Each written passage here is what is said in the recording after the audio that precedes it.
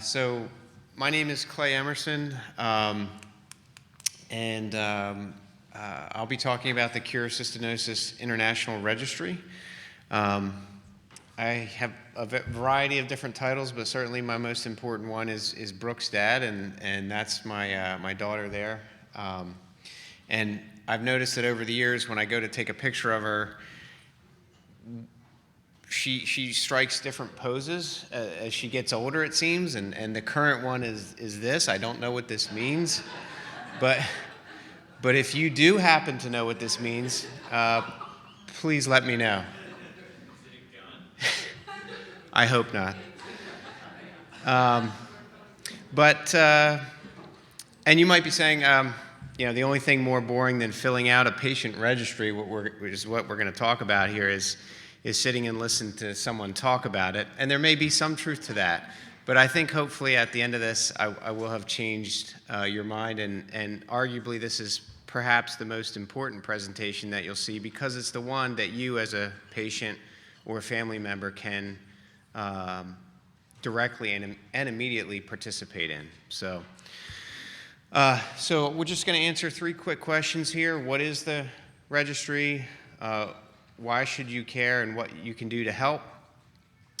So it's the new patient registry, and I say new post-pandemic. This is there was an earlier patient registry. This has been redeveloped and changed substantially. So if you took a questionnaire perhaps prior to 2020, that was a different one. This is the current one, and we encourage you to participate.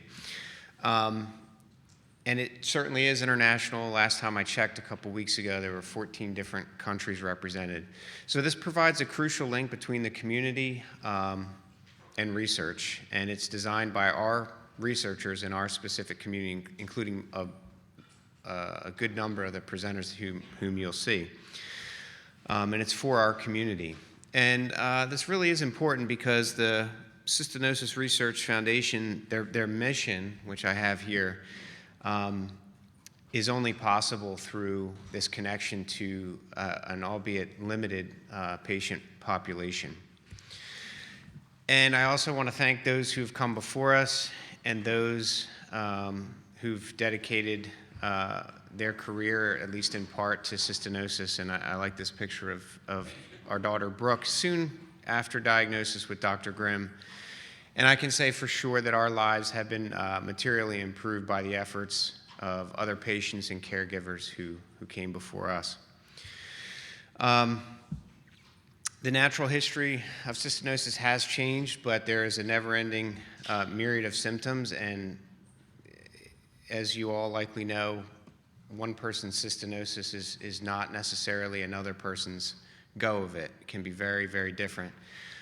Quality of life, et cetera, is big deals, big changes. And we've all heard about the, some of the earliest symptoms of cystinosis was the extreme thirst. And I think another one that we've all personally experienced too is the extreme cuteness that comes along with a lot of these young ones. And there's Brooke with a couple other friends, similar age, also with cystinosis. So this is your opportunity to help the community. It is something that you can personally do. It's already providing valuable insight, which will help direct research and improve treatment. Just some very quick snapshots from preliminary data already being collected. Looking at the average age of diagnosis, it is so tricky to diagnose, and we all have our own story of how we finally arrived at that diagnosis. And the early data from the current registry, again, that you can perhaps you're reflected in this graph. It's getting a little better, but not the average age is still about 1.5 years or more, which is not what we'd like. The data is telling the tale of the medications, and this information is useful in a lot of ways, including the current hopefully pending FDA trial for the stem cell treatment. These are the things that government and regulators need to understand the toll of this disease. So this is important information. Age of kidney transplant as well. The new survey also contains quality of life questions, such as this one. You know, people with chronic disease may worry about many things, and there's just a wide variety of obviously things that both patients and caregivers have. So there's a whole section of the questionnaire that deals with these other important aspects of having a child with cystinosis. So a little bit of the technical details. It was developed in coordination with Sanford Health, a coordination of rare diseases at Sanford. It's a nonprofit research institution, a centralized patient registry, over 7,000 rare diseases represented, and it's free for patients and researchers alike. It is easy to participate in. There's two questionnaires to fill out. One is a brief standard questionnaire, and then one is the more detailed cystinosis specific. Plan for approximately 45 minutes is a reasonable expectation. The link is there. There are flyers out that you can take with a QR code you can scan. You can do it on your cell phone, on your PC, whatever you're most comfortable with. A couple closing thoughts here. The registry is critically important. Research and clinical trials are the only way to improve treatment and find a cure. The registry is quick and easy. You know, we juggle so many things as patients and parents in the cystinosis community.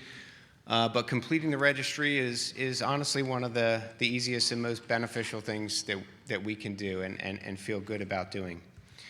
The registry is secure. Data is stored on a secure database. Information that could identify participants will not be shared with anyone without the participant's approval, and that's important to a lot of us as well. And finally, the registry is current. If you have already signed up, each year you'll receive a reminder to update your information. So we're looking, and that's a shorter process, but a year after you register, you will get a reminder. And one other incentive we have for the conference, we're hoping to get maybe a couple additional registrations. A few goes a long way, because remember, you know, if you're one of those people and it's easy to think, oh, you know, someone else will do this.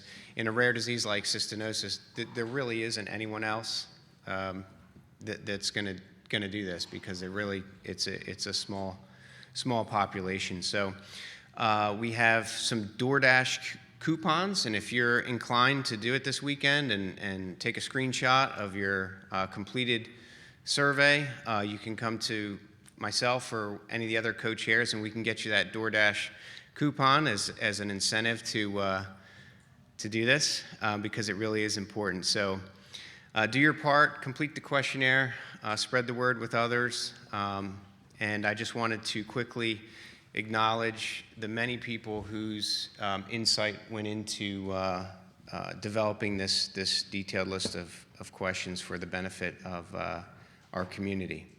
So with that, I'll take a quick question if we have one, and then we're going to get right into our presentations.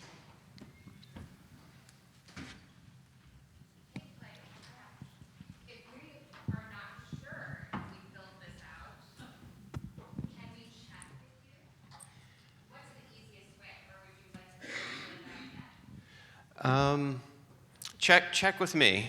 I can't access the, you know, it's a secure database, so I don't have a list of names, but I could probably help you determine if you're in there or not. It's a good question. We do so many things, and I couldn't tell you, you know, what I did a year ago either, so that's certainly understandable. Wonderful.